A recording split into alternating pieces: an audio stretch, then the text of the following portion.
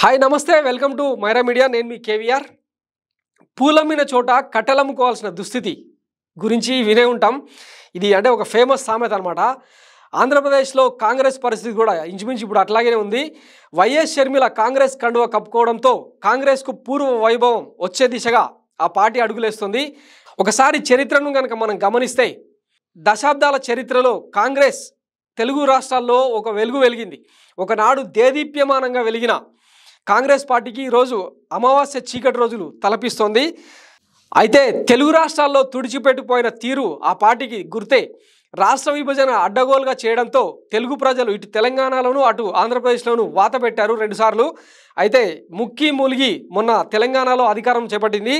ఒకనాడు దేశంలో దాదాపు 90% రాష్ట్రాల్లో అధికారంలో ఉన్న పార్టీ, 10ల సంఖ్యలో ముఖ్యమంత్రులు, అదే సంఖ్యలో గవర్నర్లు, ఢిల్లీ నుంచి గల్లీ వరకు కాంగ్రెస్ నాయకుడు అనే ట్యాగ్లైన్ ఎంతో ఘనంగా ఉండేది.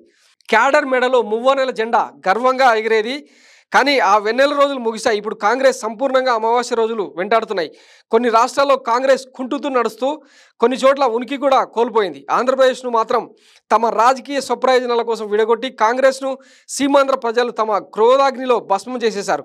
సమీప భవిష్యత్తులో కోలుకునే అవకాశం లేకుండా చేశారు.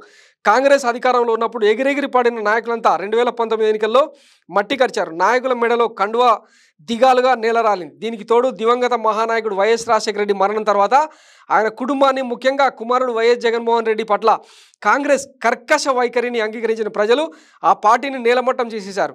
2014-19 ఎన్నికల్లో కాంగ్రెస్కు ఆంధ్రాలో ఎక్కడ మంచినీళ్ళు కూడా ముట్టలేదు.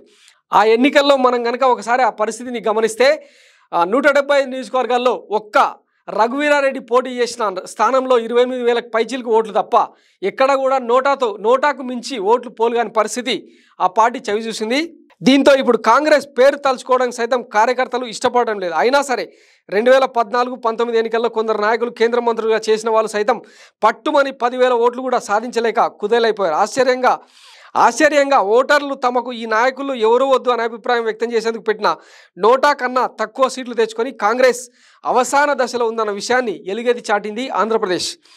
కేంద్ర మంత్రిగా పనిచేసిన పల్లంరాజు కాకినాడలో పోటీ చేస్తే 8,640 ఓట్లు వచ్చాయి. ఇంకో కేంద్ర మంత్రి చింతామోహన్ తిరుపతి నుంచి ఎంపీగా పోటీ చేస్తే 9,800 ఓట్లు పోలయ్యాయి. ఇంకో సీనియర్ నాయకుడు సాకే శైలజానాథ్ సింగనమల ఎమ్మెల్యేగా పోటీ చేస్తే కేవలం పోలైన ఓట్లు 1,384. ఇక్కడ నోటాకు వచ్చిన ఓట్లు 2,340. ఇలా చెప్పుకుంటూ పోతే ఏ నియోజకవర్గంలోనూ కాంగ్రెస్కు కనీసం మర్యాద దక్కలేదు, ఇక ముందు దక్కదు. సోనియా గాంధీ, రాహుల్ గాంధీ లాంటి వాళ్ళు వచ్చినా కూడా ఆంధ్రప్రదేశ్లో కాంగ్రెస్కు అస్తిత్వం లేదు.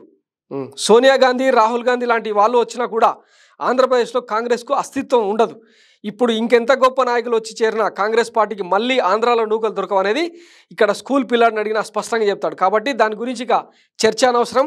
షర్మిల కాంగ్రెస్ కండువా కప్పుకున్నా కూడా ఆ పార్టీ శిథిలావస్థలోనే ఉంటుంది తప్ప ఎగిరెగిరి పడ్డానికి ఆ పార్టీ దగ్గర ఏమీ లేవు. కూసాలు కదిలిపోయినాయి అన్న విషయం స్పష్టమైంది.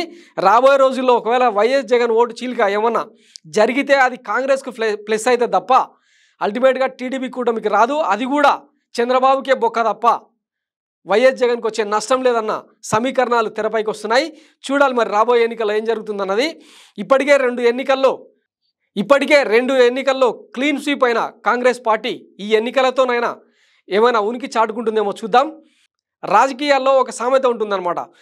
మొదటిసారి ఓడిపోయేందుకు పోటీ చేయండి, రెండోసారి గెలిచే వాళ్ళని ఓడించే ప్రయత్నం చేయండి, మూడోసారి గెలిచేందుకు ప్రయత్నం చేయండి అని సూత్రీకరణ ఉంటుంది.